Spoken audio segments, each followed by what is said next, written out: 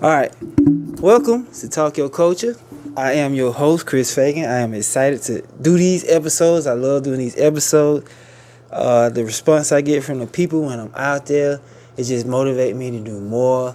So I was really just free balling my guests. Now I'm selectively picking them because, I got a pretty big audience at this point in time. So without further ado, I'm very happy to have my next guest on episode 20. I do believe this is 20, if I ain't mistaken. I'm really excited. When I got ready to start this podcast, there was a few people in mind that I specifically wanted to have on here. And this gentleman is one of those men. When I first met him, my perspective about religious beliefs are a little bit different than the average person. So my ability to find a home was really hard. And the first time I met this guy, we hit it off. I could tell that he's come from a different upbringing of teaching the knowledge of the word. And from that point on, I felt very close to him since then. And he spoke at the Black History Month program, and I overheard him say that he was a Thomastonian. And that was my very first time ever hearing that word. I didn't even think that it could be a thing. And when I heard him say it, it just felt good. You know what I mean? Because there's a lot of people that's just not proud to be from Thomaston. You know what I'm saying? Like they badmouth it. So for somebody to be proud of this place and not to be from this place, that meant something to me. So that's why I thought I would title it that. And to me, I feel like he's a cultural phenomenon.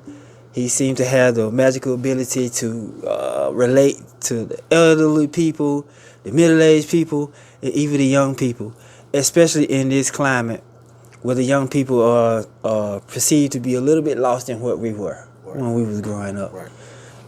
So, ladies and gentlemen, I would like to welcome Coleman Dumas the third. Yeah, thank you for being here too, and I'm a big fan of the show as well, man. Oh, okay. I really like what you're doing, so I appreciate it, and I'm honored to be here as well. So thank you so much. Good. Well, I know a lot of people know you as the iconic figure, as the pastor of a church, and most people don't know about you personally. Right. You know what I'm saying? Like, everybody has some personal things that they just ain't gonna share with everybody. Mm-hmm. But some people just don't know what your upbringing is, and we're gonna just take this time to try to peel some of that back. If that's all right. That's cool. Yeah. All right. So, growing up, man, I've always heard stories about the city of Macon. You know what I'm saying? Mm-hmm. And it's pretty bad. I've rarely heard good things about it. You know what I'm saying? So, it's very interesting to hear you talk about growing up there. So, the 5th grade Coleman Dumas. Mm-hmm. Tell us about him. 5th grade Coleman Dumas. I was at a school called Henry A. Hunt. Was right up the street from my house. I lived in East Macon. It was pretty strange. My teacher was Miss Jackson. I was mischievous just like everybody else. It is good that you can remember your teacher's name, because I don't. I remember her name because she stayed on me. I can't remember my 11th grade teacher's name. I remember Miss Jackson. Okay. So she was a disciplinarian. We had teachers at that time who were disciplinarians, and I needed it at that time. Mm-hmm. But what I can say is, all of my teachers were instrumental into being who I am. And being in the 5th grade, man, that's that transition. That was before 6th grade was middle school. When I was growing up, and I'm 50 years old, but we went to the 6th grade, and so I didn't have to worry about that transition. So I knew I had another year of middle school, elementary. But it was pretty good. I was, again, mischievous and just trying to find out who I was and was you aware of the neighborhood rumors? Yeah. So I grew up, like I said, East Macon, and Macon is so different because you have different sides of town, and East Macon is literally it's a large portion of town. Okay. We call it on the other side of the river. Right. And so I grew up on that side of the river, and so we had a really good time. We grew up, and we was pretty much, even though it was a big side of town, it still was a closely knitted side of town. Mm-hmm. And although East Macon, it was still split into different sections. So I was born in an area called Kings Park, and I grew up in an area called Fort Hill, and we moved to a neighborhood generally after that. And so I had a mixture of different things. I had family in those areas, so we all kind of knew each other. So you've been back to those areas since then? Oh yeah. My grandmother lived there before she passed. She lived in Kings Park, so I did go there. I hadn't been there in a while, but I did it. My grandmother, she lived in the neighborhood I grew up in her whole life, so I would be able to go back there. And we had friends. We played in the yards. We played football. We did all those things. Wasn't no video games at that time. We was outside. During the summertime, I didn't know what tap water tastes like. We had to drink straight from a garden hose, So we stayed outside. We were adventurous, We swam in the creek across the street. We threw rocks. We did all those things. We stayed outside, and we rode bikes everywhere. Yeah. We rode all over town on bikes. So that was my upbringing at that time. I hope one day that I let my children get the experience of playing in creek water and creek, because they ain't never did it.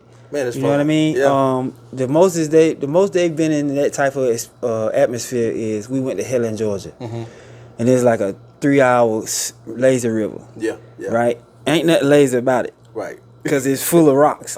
You get stuck on these rocks all the time, and they tell you to get a stick. Yeah. So you working really. You're not relaxing. It's probably a stretch where you just ride smoothly, but the sun is directly on you the whole time. Yeah. But that's the closest he gotten. Wow. Or my children has gotten to their experience. We jumped in creeks and we did all those things, man. And I tell you, we just had fun. I mean, we were just jumping in and have a good time.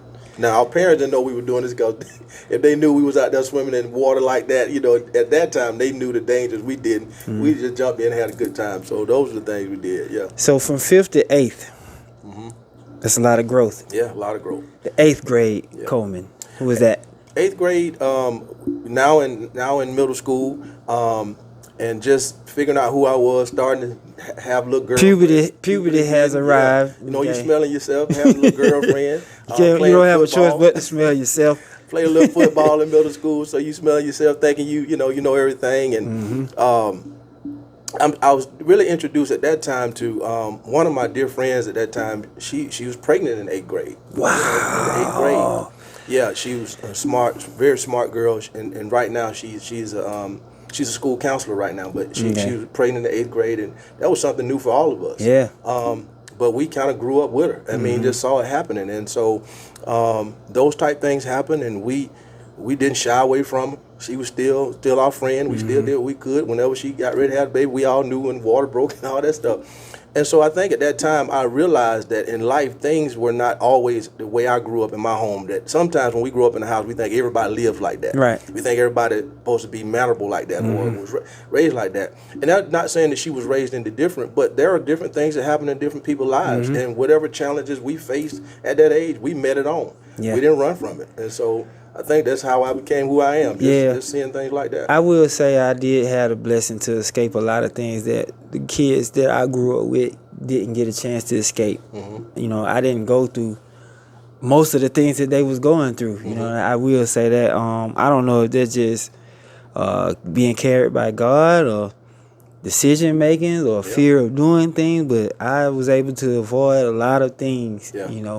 Stuff didn't start happening to me till I hit my mid-20s. Oh, wow. You know what I'm saying? By that time, I had seen everything. Yeah, but you say you was playing football? Yeah, I played a little football in the 8th grade. We were undefeated. We were city champions at that time. What was your position? Tight end. Tight end? Tight end. That meant you a head hunter. Yeah. Okay, then. It didn't transfer too well in high school, but it's all right. 8th grade, I was the man. It's all right. My dreams ended at high school. All right, so at this point in time, you are full blown into heading towards what a man is, the senior. Yeah. Coleman. Yeah. Who is this person? I did not know. Still didn't know. I didn't know.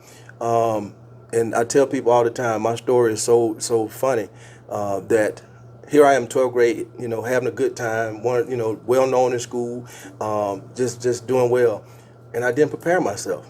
Wow. I mean, it seemed like I started on the first day of the 12th grade. It seemed like I was walking across the stage. And I tell everybody, what was waiting on me at the end of the stage was real life. And I was not ready for it. And here I am, graduated, and I did not have a plan. And so I started working at this place called S&S Cafeteria, and I was a bus boy. I know of that place. I was It's still open, ain't it? It's still open. It's still open. In Bloomfield. It's still only got 2 locations in Macon. So I'm in the 12th grade, no plans. I'm bussing tables. Well, and my life-changing moment happened at S&S. When I was in high school, I used to write stories, and unbeknownst to me, my English teacher put one of my stories in this competition. Oh, okay. I was dating this girl. She was in the 11th grade. She was, she was honor roll and everything. And they had honors night, and she called me when she got home. She said, "They call your name on, they call mine." I was like, "For what?" She said, "Didn't you write a story?" I was like, "Yeah." I said, "How did I get award?" She said, "Well, somebody submitted it." Unbeknownst to me, my teacher submitted the paper, and it won all these awards, got published and all that stuff. Didn't know it. So I'm at S&S again, fast forward back to me out of high school. I'm at S&S, I'm bussing tables. The same teacher, her name was Miss Ford, was in S&S. She spoke to me, and I spoke to her. But the look that she gave me, it was not a look of disdain, but it was a look of, you are more than where you are. Mm-hmm. You more than where you are. Mm-hmm. At that moment, when I took my break, I went right around the corner and I joined the National Guard. I said, I got to get out of here. And I went to each branch, and whoever said that I took the ASVAB, they would take my test when I could leave. And this, when I went to the National Guard, they said, you can leave January 6th. I signed the papers. Okay. I went there, and that started a different trajectory in my life. Okay, so was your father, was he a pastor the whole time? He was. Was that something that you wanted to be like, or was that your own? Absolutely not. Okay. My dad was a Pentecostal preacher, and when you say Pentecost, I mean that is like they just strictly Bible with no makeup. Sister had to wear dresses. Right, now I be get in it. church all day long. I mean, all those things. Right. And he was strict and stern, but my mom was the one who allowed us to be able to do things. So I didn't want any part of that. I didn't want to preach, didn't want to do anything. I never forget, this lady came to the church. I was about 11 years old, and she said, hey, she called me up front. She said, hey, you're going to be a mighty man of God. And I said, no, I ain't. My dad was so mad with me. He was so mad with me. But at 11 years old, I saw the struggle. See, a lot of people don't see the struggle that preachers go through. No, I see it. It's heart-wrenching, man. It's heartbreaks. It's people that talk about you, stab you in the back. It's so much stuff that goes on behind the scenes that you literally see a whole man in the pulpit, but you see that broken man at home. Mm-hmm. And so my daddy came home broken because he was a bivocational preacher. He did this, and he was a welder, trying to raise children, trying to survive. Mm. So we went through all these things. I'm like, I don't want no part of that. And so that I didn't want any part of it, and I fought and ran for years, long as I could. Yeah. So that was not my first selection. That's amazing because man, I wanted to be exactly, identically like my father. Wow. But after a while, I started to find what made me special. And I realized that I was just like him, but I just wasn't doing the exact thing that he was doing. Right? Like my dad fixed cars. He'd been working at the post office for 40-something years. And he cut grass. He cooked food. Like, I don't do none of that. Right. You know what I'm saying? Cook really good, too. Yeah. Yes. I don't do none of that. And he can't do anything that I do. Right. You know what I'm saying? Right. But we are just alike. You know what I mean? I did notice that. With that being said, man, how on earth? And I ask people this all the time. People come in the shop, they be like, I just moved here. I be like, where you moved from? And they tell me where they moved from.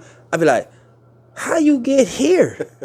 What made you stop here? Yeah. So how did that happen? Your arrival of coming to Thomas? Well, when I came to Thomas, I was AME, and so in that church, the bishop, he assigns you to different churches. Okay. And so I was at a church in Great Georgia, Salem AME Church, and we were doing some wonderful, phenomenal things out there. It was in the middle of nowhere. I mean, at night you couldn't see your hand in your front. I know about it. I know about Salem. So we God blessed us, man. And the church grew like crazy, and so an opportunity came that St. Mary's was open and available. I talked to him about it, and he prayed about it, and he sent me here. And once we had gotten here, I had no plans to move here, but God laid on my heart and told me this is where I needed to be. And because in my mind, Chris, I always feel that. So let me just give you an analogy, if I can. When a doctor prescribes you medicine, Right. that pill does not do what it should do in that bottle. On the outside, it cannot do the healing properties. It cannot do anything in that bottle. It is not until you take it in from within, and then it works and it does that part. And I felt that although St. Mary's we were doing good, but I could not be as effective as I needed to be in this community if I was not in it.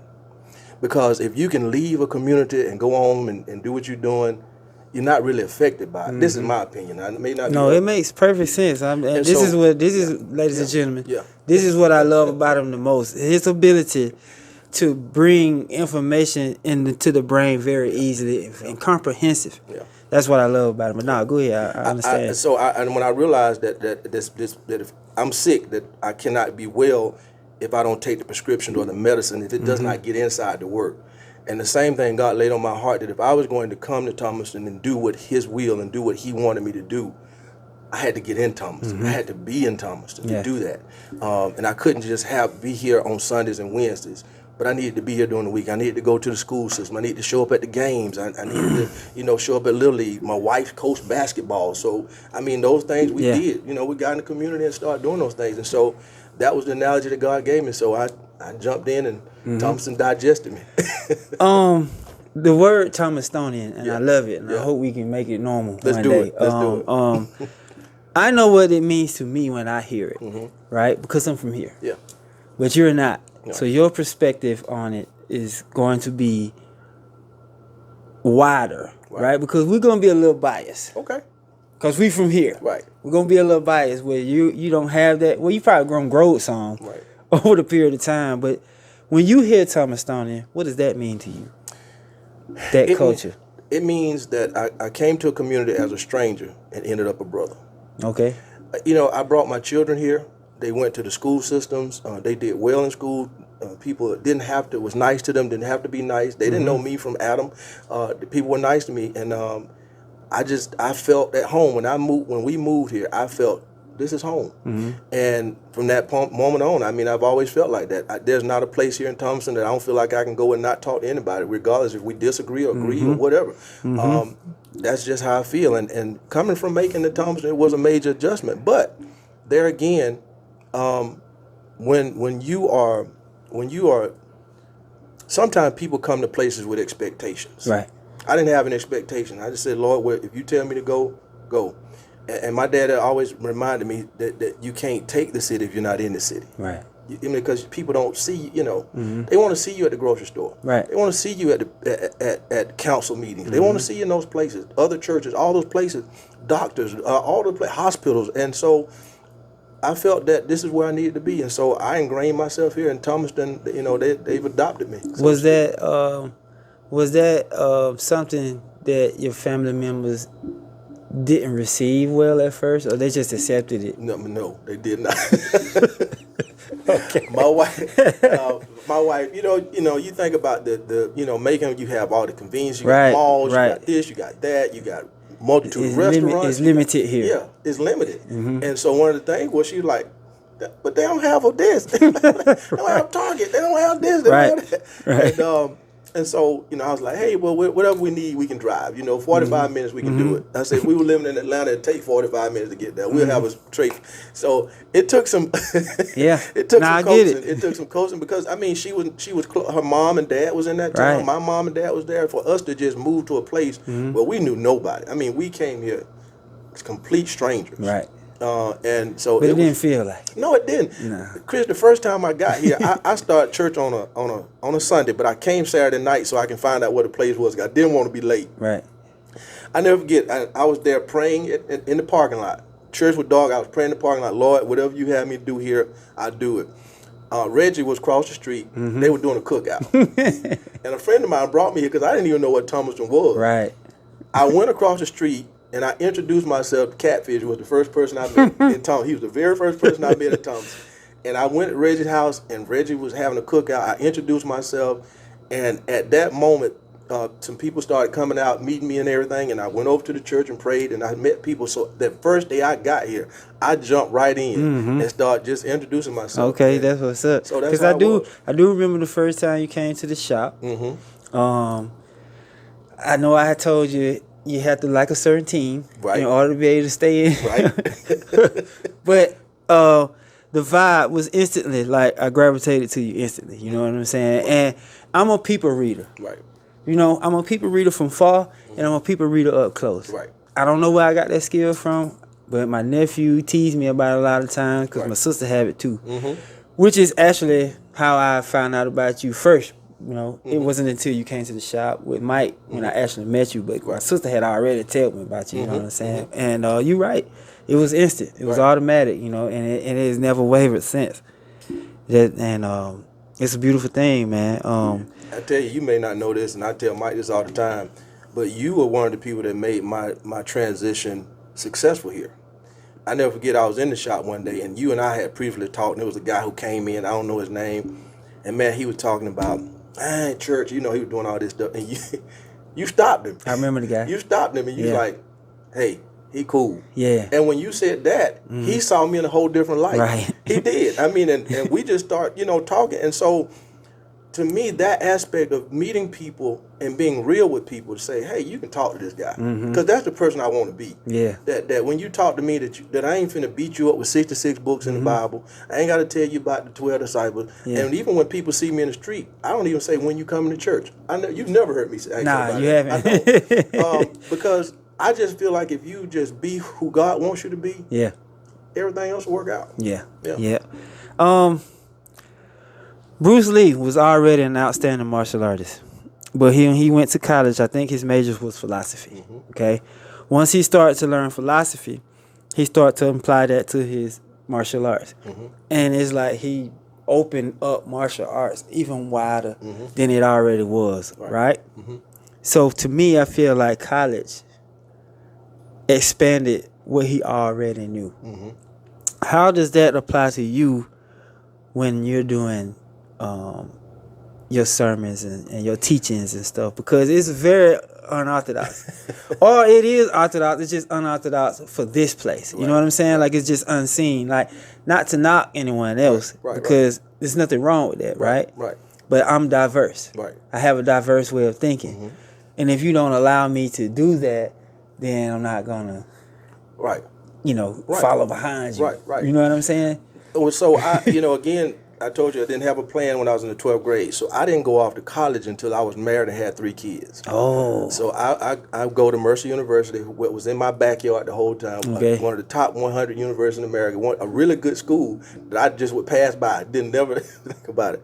But so eventually I left when I got married, Sister Daphne. Dad was a minister. My dad was a minister. So we found a neutral church, which that's how I became AME. Right. My pastor at the time was Pastor Terrence Gray, and he had a degree. He had his MDiv, Master's of Divinity.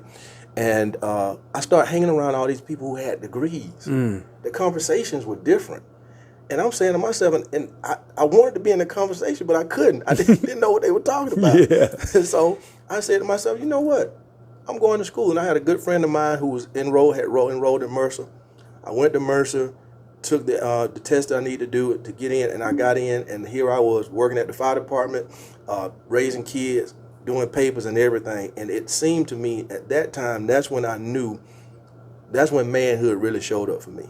Because now I have a responsibility. I'm paying for my own education, and I got kids, and I wanted them to see me graduate. And Coleman was right in preschool, and I said, when he graduated from kindergarten, I'm going to graduate from Mercer. So we both had on cap and gowns. When he was moving to another level, and I was. Wow, man, that's going to college after marriage and 3 children. That takes some will. Let me tell you something. it was unreal, but it taught me so much of who I was, because it taught me how to handle pressure. It taught me how to handle situation that was coming and going, and I still, my wife was great to take a lot of on while I was in school, and vice versa. When I finished, she went. So we both got our degrees with kids. But we wanted our kids to see, us graduate. We wanted them to feel that. And so when I got around that culture at that church with that education, I wanted that. And then my pastor, when I graduated, he was like, now you need to go get your master's. I'm like, dude, really? Yeah. But did you get it? Oh, yeah. I did. I grew up, of course, in a broken home. It started out with my father in the house, but later on, I was probably a little younger than my son there. You know, my parents got a divorce, and it was a broken home. And the only way that I could register what a family looks like with two parents was Heathcliff Huxtable and Claire Huxtable. Right. We talking about a doctor and a lawyer. Right. But they would still be strict with their children about the finances and their schoolwork. You know what I'm saying? Like, to me, Heathcliff and Claire was my parents. Right. They were all of our right? parents. Because my mom she wasn't talking to me like Claire was talking to her children. Right. You know what I'm saying? Right. So, and I, don't get me wrong. I wanted to make my parents proud. Yeah. You know, I didn't want them to look at me and be like, you the worst version of us. Right. You know, but though, to me, that's how I formulated my mind around how a family's supposed to look. You know what I'm saying? That was my first time. For you to say you and your wife both went to school after having them, that says a lot. Yeah, and I grew up in a dual parent home. And my parents, they worked. We paycheck to paycheck, but they were there. We don't know. I tell people all the time, I don't know how they stayed together at times, but they did. They stuck it out. My grandparents were married so I was in that dual household. I had that family atmosphere around, and so that helped me. That really did help me. And my dad, again, was a great provider. My granddaddy was that kind of guy that made me go to work, because my dad may have been working, and he would pick me up, and he was a bricklayer, and I had to go in the summers and work with bricks and salt and sand and mixed mortar, do all that stuff. So I had to do all that. So that taught me my work ethic right there. So I mean, Well, speaking of work, the fire department. Yeah. What's that like? Man, I enjoyed it. I mean, I really enjoyed it. It was a dream job for me. You seen some pretty awful things? Yeah, seen horrible wrecks. I've seen bodies burned. We've had major house fires. I was there for 15 years. Yeah. And especially when they were working on 475 going to Hartley Bridge area. That was the time I was there around that time. And it seemed like they worked on that for 10 years. It was. And there was some horrific wrecks out there. Yeah. Horrific accidents and stuff. So, yeah, it was truly a learning. And I love it. I wouldn't change a thing. How much is that, do you think, carry over when you get ready to come up with this speech for Sunday? A lot. Being a firefighter, being a police officer, being those things, one of the things they teach you is that when you pull up to a scene, you always survey the scene. You make sure the scene is safe, or try to get it as safe as you can. If it's electricity still hooked up, first thing you do before you go in there is you disconnect the power. All that stuff just in an instant. All this is happening while people screaming. Okay. So they get you to that point how to work under pressure. So it has truly helped me. And then also too, the fire department. I never forget. My chief told us this. He said, we are in the service business, that everybody you go and treat will not have nice houses. They'll have a shack, a dirt floor. They may be dirty. They may be filthy. It may be so much, but still make sure you treat that person who needs our help like your family. They shouldn't get any less treatment than you give somebody where you got to push a code to get into the gate. And so I've always took that with me to treat people how they were, no matter where they were. They needed help, and I wanted to give help. Yeah, well, that's I couldn't do it. No, I couldn't. I mean, you know what I'm saying? Like, there's certain things I don't mind seeing. There's a lot of stuff I just can't see. Yeah. I know this young guy. His name is Kevin Sims. We know him as KD Copper, outstanding rapper. He his son was starting to become a phenomenal athlete in his high school, and he just passed away just this past year on the way to Upson Lee. His son was playing Upson Lee. I remember hearing that. He was on the way. Okay, really bad accident. All right, so this guy who haircut, he was riding by when it happened. All right, so now he telling me the story. He was like, "Yeah, man," I jumped out to try to help him. He was like, "What I seen," he was like, "the normal person couldn't take it. Right. You know what I'm saying? He like, but I'm used to that kind of stuff. And I don't want to describe what he said he saw. You know what I'm saying? But it was bad. I know I couldn't see it. Right. You know, I would definitely had to call somebody. And I tell people all the time, like, when we doing this back and forth about the police, and people in their feelings with them, I challenge people. Well, be an officer. See what that's like. Yeah. Right? Because I know I couldn't do it. Right. You know what I mean? Right. Because I'm scared. Yeah. You know, you can't call me. You can't call me and say go out here to this neighborhood and seize the situation. Right. They already shooting. All right. So what I'm gonna do when I get there? Right. Watch them shoot. I'm gonna join in. Right. I'm shooting too. Right. I'm coming out the microphone. Y'all already know when I get out my car. If everybody hands in the air, I'm assuming you want to be shot. That's how it is. You know what I'm saying? So it's big time. Yeah. At this particular point of the show, I think we've peeled back enough. All right. At this point in time, we're going to have a little fun. I got a game called Say Something Nice. Now, what I try to do is find things that I know people don't like. Okay. And challenge them to still say something nice about it. You know what I'm saying? I'll do my best. Let's try to see if we can test it. You know, most people fail at this. They don't find nice things to say.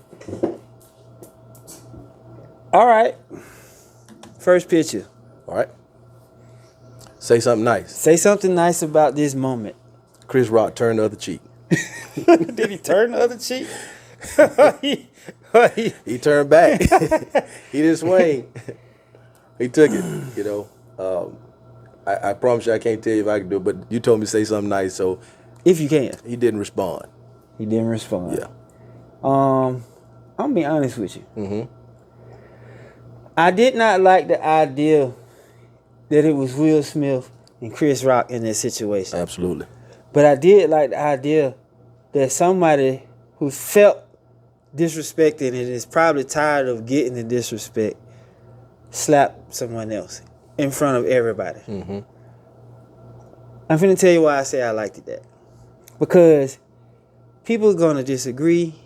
People are not going to get along. They're going to almost come to the point where they want to hurt one another, you know, physically. Right. I would much prefer if the hurt is going to be conflicted, that it's just hand on face. I got you. Or knee on stomach, something like that. He didn't shoot him. Right. He didn't shoot him. Right. You see what I'm saying? Right. That's what I liked it about that. Yeah. It's okay to disagree. It's okay to bump heads. And it's okay to like physically get into it. Right. I just want to get to a point where I know I don't like fighting. I don't try to teach it to my children. Right.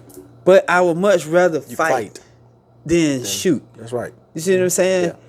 I mean, we get a little bumps and bruises, black eye, maybe a broken arm. That stuff repairs. It does. Right? But once you shoot a person and they lose all of their blood, it's virtually most of the time it's over with. And then I tell people all the time, when that happens, people don't understand. They don't think about it, but there are two families that are destroyed. I understand that person that may not survive it. You know, that mom can never see that child again. But you're dealing with a mom who now has to live with that as well, and her child is gone as well. Yeah. And so both families are affected. And I know our young folks don't look at that.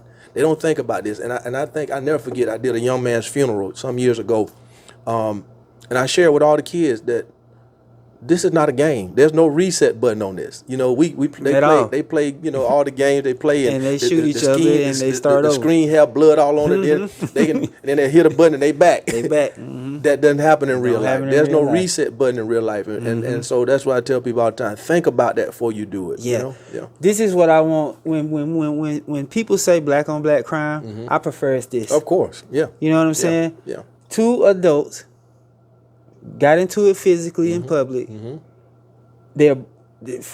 Chris's family got hurt by it. That's embarrassing. Right. Will's family got hurt by it. It's embarrassing. But they're both here to still talk about it. Right. Despite how they feeling, Right. they still here to talk about it. But also too, like, you know, again, Chris Rock, he goes back to his monologue. He's hurt. He is damaged. He is, you know, gonna be the blunt of a bunch of jokes. But he finishes the monologue, and basically what he's saying is that cooler heads prevailed. He did what he needed to do, and I'm professional. I'm professional. I hang my coat on being professional. Yeah, me too. That's good. I think we did good there. Let's see if we can't move on to the next one. Okay. Oh, Lord. Say something nice. If you can. I can. I will. I love the Atlanta Falcons when Michael Vick played. So you didn't cheer for them any when Matt Ryan was the quarterback. I did for a while. Let me say this. I was, you know me, I was a Falcon fan, lifelong Falcon fan of 20 years. Mm-hmm. And I say this to everybody. There's some part of a relationship where you realize that you can no longer take the hurt every year. Something got to happen. And so I decided to just, hey, see y'all later. And ain't nothing wrong with that. Yeah. So I was glad they went to the Super Bowl twice. Yeah. I mean, ain't nothing wrong with that. There's been plenty of times I've thought maybe I might need to switch up from the Lakers. Yeah. But then, I wait around a little while. They give me a reason to But realize. can I help you with that? The joy, because I'm a Laker fan too, but the joy of that is, and I tell people this all the time, the joy of being a Laker fan or a Yankees fan like I am is that you got a trophy room. Mm-hmm. You can go look. You got something to look at. So when Falcon fans get ready to argue, and that that part of the subject comes up, that's it. You don't have anything. It's over with. You don't They have got anything. nothing else to talk And about. the only thing Falcons fans have, and this is good, Falcons fans, the only thing they have is next year. We got next year. And that's what we always used to go on. So, hey, man, next year going to be, I know, but next year. And okay. So, yeah.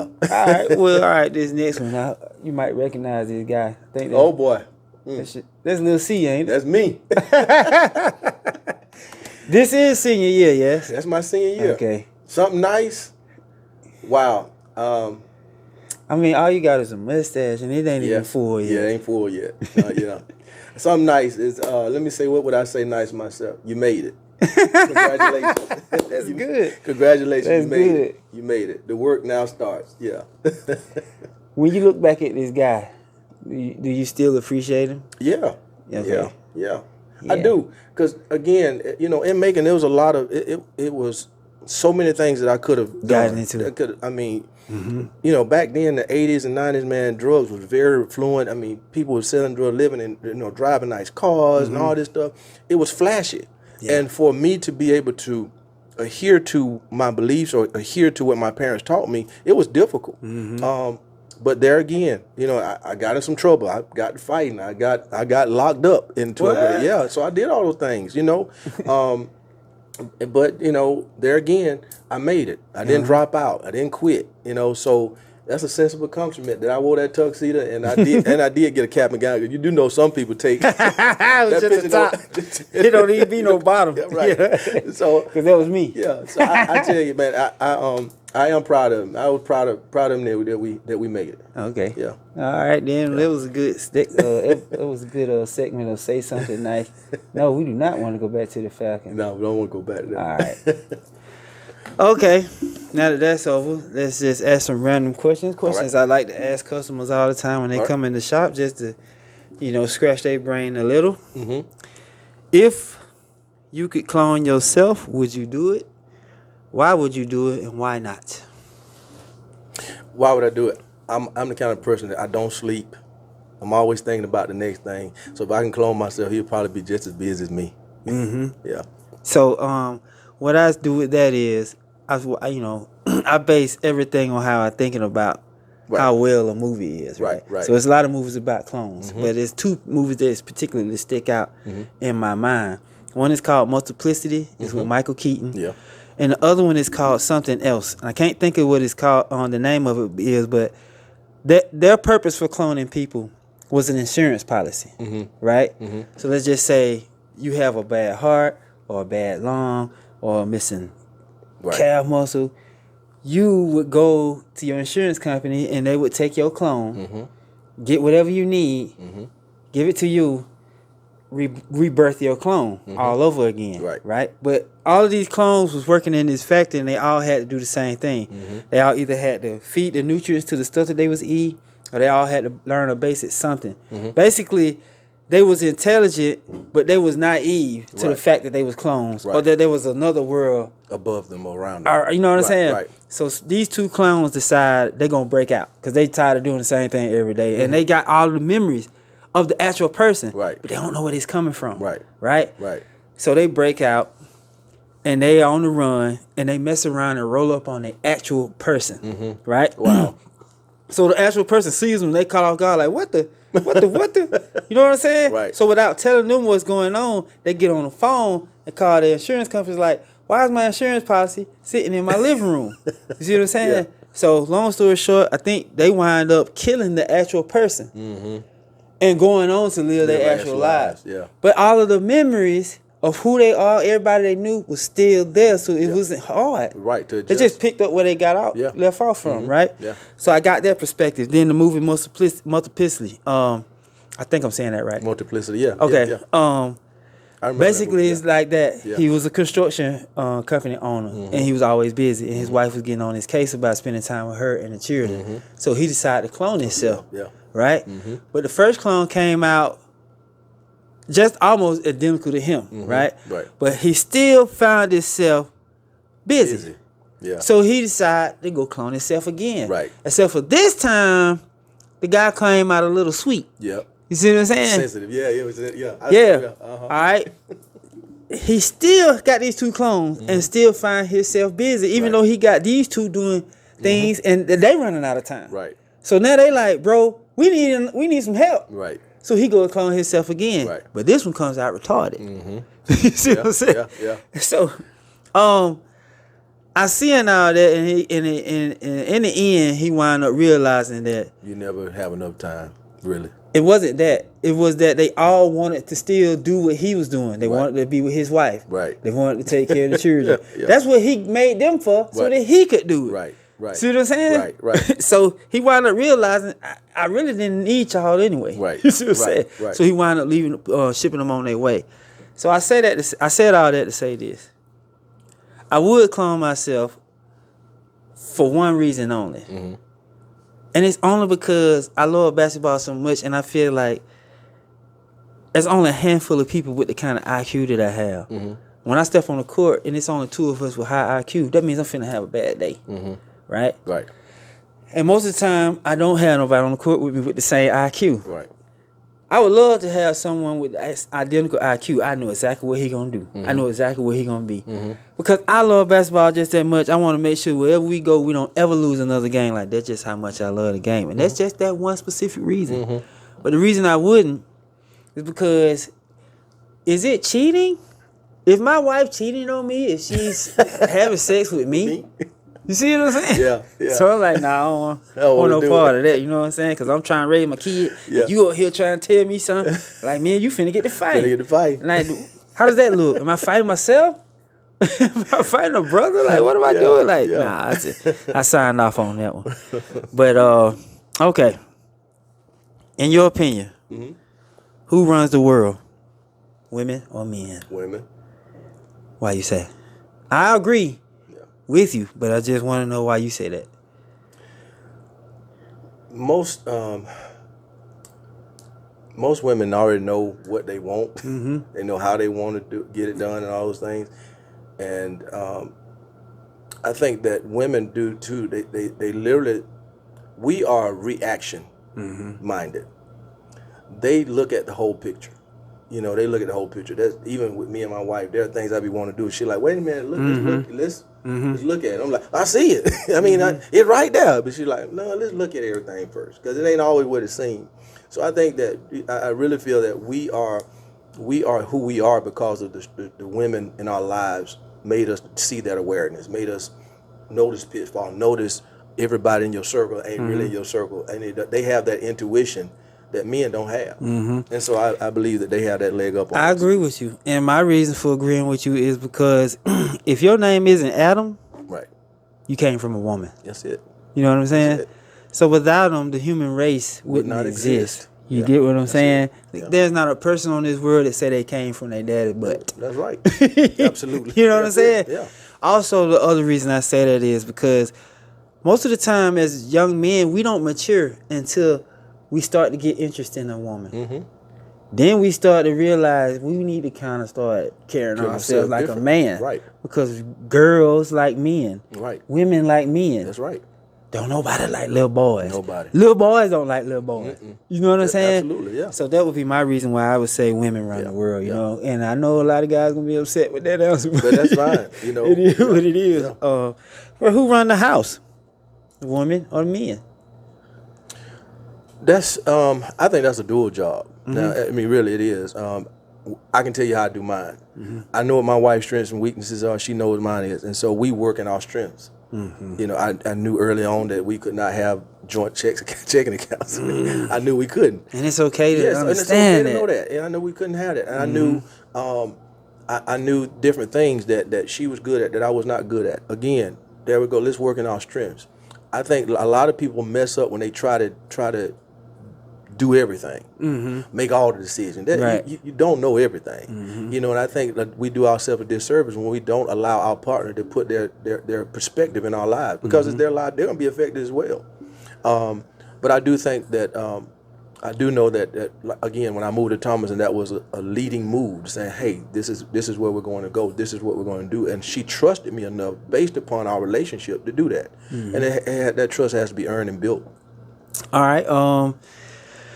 And I agree with you on the duel, especially if you got somebody who can, get here with you. Of course, that situation. Yeah. Well, in my opinion, I feel like the man should be the one, even though that's not always the case. Right. I'm gonna say that it should be, if it isn't. You know what I'm saying? That's just the correct order, right? Right. Agree. But what if you got? There wouldn't be any women if God didn't remove a rib from us to create her. Right.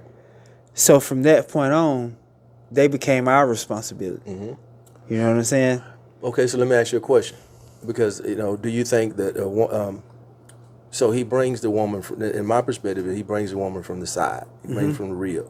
It means that she's a helpmate, right? Not a servant, right? That she is there to help you along the way. That means that when those decisions are that's true, but it's still the man's job to protect her. Of course, provide for provision, protection. You see what I'm saying? Because there's just things that go on in the house that needs a man's touch.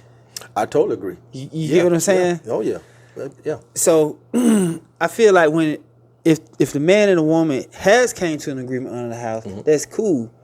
But whenever there comes a time where seems to be a problem agreeing, the buck has to stop somewhere. There has to be a hierarchy. Of course. You get what I'm saying? Yeah. Now, I'm not talking about the kind of guy that's just a jerk and he's going in the wrong direction. That's not the guy I'm talking about. I'm talking about good men who are sending their family in the right direction. Right. You know what I mean? Like, the woman has a cycle. We don't have those. So our durability is a little bit better. Right. So that means most of the load is on us. Right. Where it should be. Right. You see what I'm saying? I'm not saying the man should do everything. I'm just saying he should do most of it. And what he can't do, then. I heard this, and I wish I had said this, so I can't take credit for it.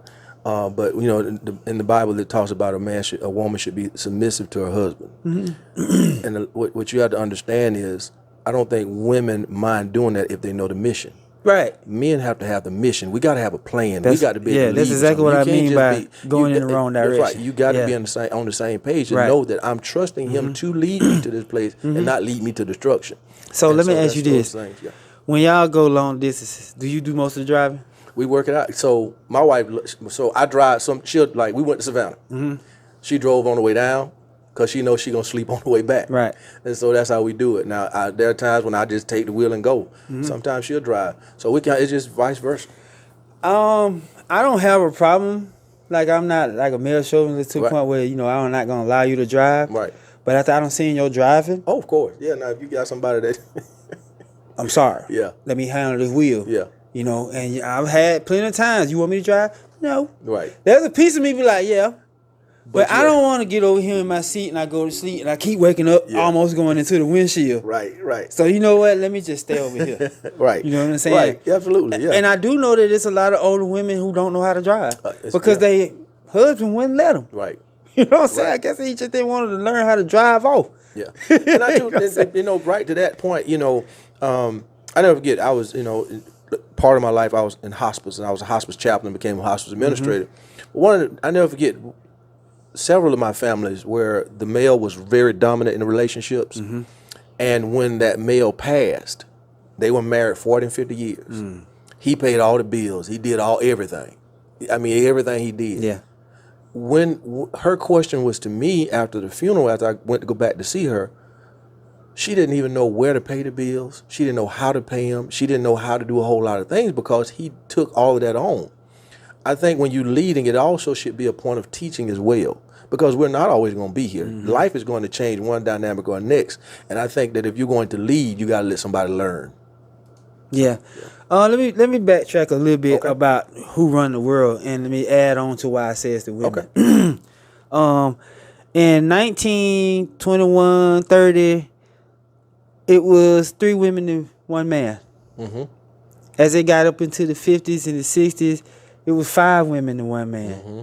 As it got up into the 70s and the 80s, it was 7, 8 men and 1 man. Mm-hmm. I remember when I was graduating high school, they said it was 9, 10 women on this planet, right, to every man. Mm-hmm. Right. It's 2023. It's 12 women to 1 man. Right. That being because since the beginning of war, the men have died off and left the women by themselves to fend for the children. And this war thing takes a group of men every single time. Right. Right? Right. So somewhere along the Great Depression, the women had to come out of that housewife role. Absolutely. Work. And get into the men's world. Right. Born the independent woman. Right. You know what I'm saying? Mm-hmm. Mm-hmm. 12 women to 1 man. Yeah. And women don't run the world. Come on, guys. Yeah, they do. And then you just accounted for wars. Don't forget about crime, prison, crime, and all those other guys things. The guys who decided they don't want to be guys no more. Right. And so that may be 15 to 1. You see what I'm saying? I'm just saying, ladies. I'm just saying, ladies. Give us a chance, man. Don't give us such a hard time if we talk no more than one of you. No, don't do that. No, I like how you slid that. All right. I ain't never been married, but I did have the pleasure to stay with my kid's mama for 12, 13 years, so it felt like a marriage. Mm-hmm. And I like to ask this question to people who are married. How do you sleep at night? Do you sleep face to face? Do you your front to her back to your front, or back to back? I sleep on my back. She sleeps facing me. All night. No, I turn out. Look, I ain't saying I'm gonna wake up like that. I wake up. So you start off like that. I start off like that. I do remember, and I ask these people this all the time. The answer's always the same, right? So I just don't came to the conclusion. But anyway, I do know when my kids, my mother and I, we first got together, we tried to go face to face to start off with. Right. But somebody turn and we'll spoon from there. Next thing I know, I'm turning now, she's spooning me. And it just, wow. But as 3 or 4 years go by, we don't even start off face to face no more. Right. We start off back to back. Right. And wake up back to back. Right. And I don't know, man. I'm just like, what is this? So I started asking men all the time, and I realized it's a normal thing. And I came to the conclusion that people just don't want people in their face. No. While they sleep. No. So it's not a bad thing if you back to back. You know what I'm saying? And two, me, my wife goes to sleep way before I do anyway. So, So my grandmother and granddad, my great grandmama and granddad, because I didn't get to meet my actual grandparents. They had passed away before I came. They would sleep in different beds. Right. Yeah. Mine too. My daddy didn't sleep in the room with my mama. I slept with my mama. And my dad slept on the twin side bed in the room with my sister. And I just thought that was normal. Right. My first time seeing people sleep in the bed together was James and Florida Evans. You see what I'm saying? That's my first time. Like, what is they doing? Yeah. Why they in the same bed? Yeah. So I realized it's just a normal thing, and I guess people don't want to breathe on each other. I guess, yeah. There are, as my grandparents too eventually did that too. So I don't know at what age you start doing that, but I'm still in there right now. So, what do you think constitute what rich is? Is it something that considered a amount of financial stability, or is it a state of mind? I think it's a state of mind. That's what you think? Like, yeah. Rich? Yeah. So I think wealth is a state of mind. Yeah, it is. When you people we have become so materialistic that we think things equates to wealth or riches. That if I drive a certain car, if I wear this, or if I do that, if I, and we are so name brand minded that we don't understand. It's something. It's an oxymoronic statement, but we rich broke. Right. Rich poor. Yeah. You look rich, but you don't have it. And when you see most people, when you see most billionaires, when you see them, they literally have on a T-shirt, some jeans, and some regular New Balance. Look like they're begging for money. Yeah, they got that, and I mean that's them. Yeah. And somewhere along the line, we felt that we had to appease other people. I think when the moment that you try to impress somebody else, that's when poverty strikes. Yeah. But when you are comfortable in yourself and secure in yourself, knowing that real wealth is making sure that your family is together, you're working on your family, teaching them how to respect money, regardless of how much it is. That if you still put up that $100 a week, by the time you get 40, you'll have $1 million. Yeah. I mean, those type things that I was not taught. Yeah. I wasn't taught that. Yeah. But those type values and things like that, you will find out that it's not about the money, because there are people right now that have millions of dollars that jump out the window. There are people right now who have millions of dollars who have an incurable disease. It's sometimes lonely, and sometimes people buy things and have people around them because this life is lonely. You think about this. Some of my most fondest periods when I was at my grandmama's house and all of us was there and we was all sleeping on a pallet on the floor. We didn't have much. Grandmama put everything in the pot and we ate it. And that was fun. Everybody goes back to that because that was wealth to me. Yeah, and that's what wealth really is. So let me elaborate further on what you're saying, because I agree with you. You take a third world country, right?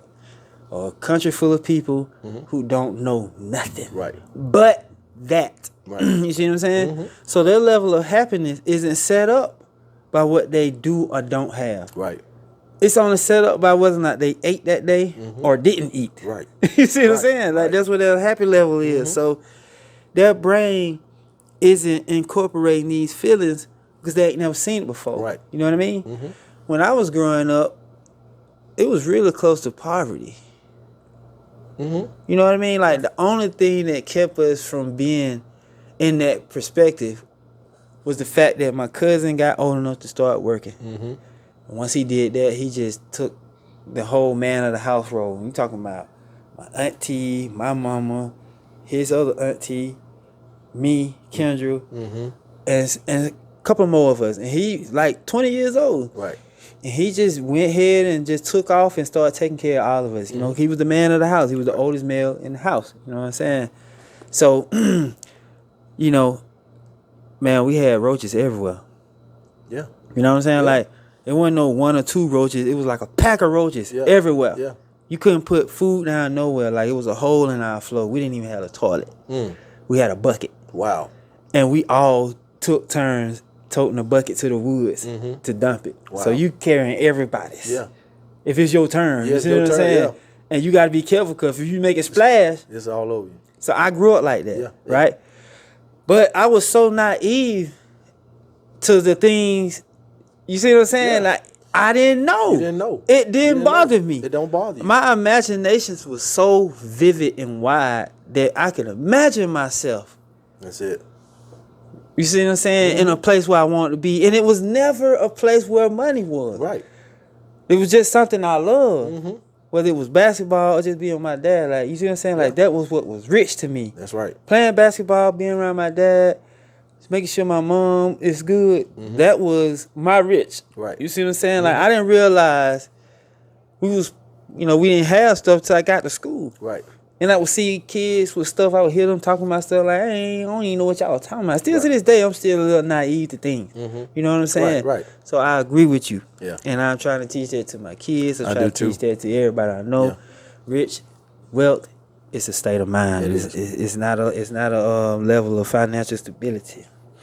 All right. If reincarnation was a real thing, which I still don't know if it is or ain't. I don't know what to believe in that God.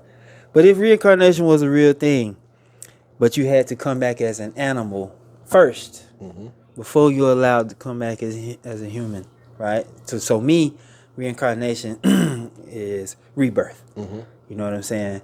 and your soul just transferred to a baby, right? And you don't have any knowledge of who you once was. Right.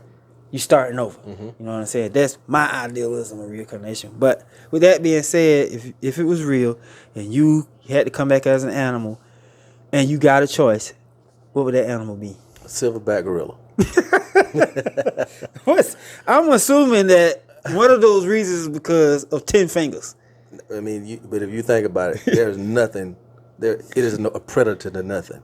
A silverback gorilla, a lion, nothing. Yeah, I know, because he got them hands. He got them. He got 4 of them. He run. I mean, to me, that's the king of the jungle. I mean, I'm going to agree with you, because I ask people that all the time. A lot of people like to say birds. No, man, please. You know what I'm saying? Because they want to fly. You know what I'm saying? I'm like, but after you're on flow for 30 days. A gorilla can climb. He can climb mountains, he can climb trees. What's special about it? Yeah, you know what I'm saying? He can do it all. He can swim. He can do it all. But yeah, if I had to choose, it'd be, if not gorilla, something in the monkey family. Yeah. You know what I'm saying? Because that's the closest thing to having fingers. Yeah. You know what I'm saying? They can do it, man. 20 fingers. Yeah. And a tail. That's it. You know what I'm saying? So silverback ain't got one though. He got something. It ain't long. It's a nub back there. It's a nub. It keep it balanced with it. But yeah, that's what I'm talking about. We think alike. A lot of people, some people say lion. You know what I'm saying? But a lion sleeps 23 hours. Yeah. No, I don't want to do that. No. You know what I'm saying? But I do like the idea that a lion makes all the women go out and get the food, and he could bring it back and eat them. You know, he eat the food. But he has his job is that protection. Yeah, that's true. His main job. That's true. And he better know how to protect, because they coming. We're gonna close it off, man. Let's just talk a little bit about what you have in motion right now, or what you plan on putting in motion. Well, right now, Stonewall next Sunday on March 12th will be 8 years old. 8 years old. Yeah, 8 years old, man, and God has truly blessed us tremendously. We are right now in the midst of. We just got our license to be a daycare, so we now have Stonewall Academy has been birthed. Big time. So man, those type things we're doing, man. We're gonna do that, and we're gonna do some other things. So even they was teasing me when the last screw was screwed in. They said, "What we're doing next?" But yeah, man, that's what we're doing, and we just have a plan to. My vision is to have gymnasiums, have learning centers, teach people how to buy their own homes. I did that with a young man here in Thomaston, 21 years old. Teach them how to buy homes, teach them how to have possessions and own things, teach parenting classes, teach etiquette classes, those type things, man. And that's what we want to do. I mean, like you say, how we grew up, man, it should have been bottled and put on the shelf, really. So I want to be able to teach those things. Yeah, that's my goal, my vision. Now, I was coming out of the gym the other day, and I seen you with a group of collective people with the law enforcement. Right. Is that something you could talk about? Or Sure. Is that, yeah. Okay. It is something that Chief Richardson came up with, where they wanted to start a police citizens training, where you would actually come and see what they do behind the scenes, see what it takes. And it has been, like you said, is eye-opening. By me being on the fire department, I've seen some of it, but just to see we went through like a normal traffic stop to see how that does. And the people that was doing those scenes, they were, unruly. And, you have split-second things. We've gone through the domestic violence things like that, all different types of scenarios that we've seen, and they put us in that police role that you see. You have split seconds to react, and it has given me a greater appreciation for law enforcement. And I tell people this all the time: when we see a few things that has happened to African Americans by way of the police, wrong. I'm telling you, it's wrong. I know. Nothing right about it. But we also have to understand that's a microcosm of what really happens, because you got so many cops out there that are doing the right things. You got so many out there that are treating people right, but there are a few that have made it look bad for the rest. But when you get on that other side and understand that life and death is in a split of second, and you have to think and react, and so many different things going on in a high-speed chase. We look at on television thinking, oh, that's real fun, but you got to think about who might cross the street, who's there, who's turning when I'm going straight, who didn't see the siren, who didn't hear the siren, what is this person, who they going to hit somebody, do I need to back up, do I need to speed up? It's so many things that go on, dynamics go on that I'm glad that they did it, and I know they're going to open it up to the public, but they picked a few this time for like the inaugural class. I was glad I was picked on it, and I have seen picked for it. But I've seen it, man, and it has really been an eye opener. And I think that really more people should be a part of it to see what goes on. I really do too, because like I said, I challenge people all the time, man. You do not want to be a police officer. It's easy for us to, accuse them of things, right or wrong, whether a person right about it or not. But it is not an easy job. It's definitely not one I want. No. And I tell people all the time, you got people, the knuckleheads. I'll just say that for a better term. You got knuckleheads in the preaching industry. You got knuckleheads in the music industry, doctors, lawyers. There is somebody in there that's not fulfilling the duties of that particular role, and you cannot allow that person or those peoples or persons to deter you from doing, what you should be doing. Right. Yeah. Man, this was fun. I enjoyed it. I'm so glad you came by, man. Man, I appreciate it. It's a good time, man. Keep doing what you're doing, man. I'm gonna be so happy when people get to see this, man. I want to see all the comments and everything, and anything y'all want me to ask Pastor Dumas, just tell me. Next time I see him, I run it by him. He comes to the shop every week, Oh, they can come see me too. Oh yeah, most definitely. You can definitely. I forgot to say that you can come to Stonewall. It's always open. Yeah. It's a little early for the Faginator. 9 o'clock. Yeah, 9 o'clock. 9 o'clock service. I be up at 8 for like 4-5 days straight. By the time Sunday come, I be trying to hold that pillow a few more minutes. I promise you get home and you. But I did say that after doing those Black History Month interviews, I realized how important the church is to the children. Yeah. And I remember, and I look back on myself and how it was to me. You know what I'm saying? But they mother do a good job of trying to educate them on that type of stuff. Right. I just tend to don't bother them because I don't know where their brains are at, because I didn't understand much till I turned 16. I was just going by what people was telling me, but then I started learning for myself about around that age, and I started to ask questions. So I was just going to kind of wait till they start asking me questions, but their mama keep them up. But I did say I do need to start back getting them in there for multiple reasons, actually. Right. You know what I'm saying? Like, I just need them to learn how to be around other people and doing stuff, you know what I'm saying? Because right now they some loners. Right. You know what I'm saying? They only friend is me. But I definitely gonna try to do that, man. Get them guys in there, man. I know that'll make their mama happy. That'll work. Cause she make them watch stuff on Sunday. She watch stuff on Sunday. Right. You know what I'm saying? So she do a better job in that regard than I do. Well, we're gonna pray that all that everybody. Oh yeah, I'm definitely gonna start getting them in there. Yeah. That'll work. But yeah, you can come see us Sunday mornings at 9 o'clock. All right. That's Stonewall. Yeah. Also, I did forget to tell y'all that this show is sponsored by Scrimmage Lounge. It's right up here on the street. I forget the street number. I keep forgetting. I'm sorry, Al. You can dock me for that one. But go up there, have a good time, man. It's good vibes. It don't have a lot of young atmosphere.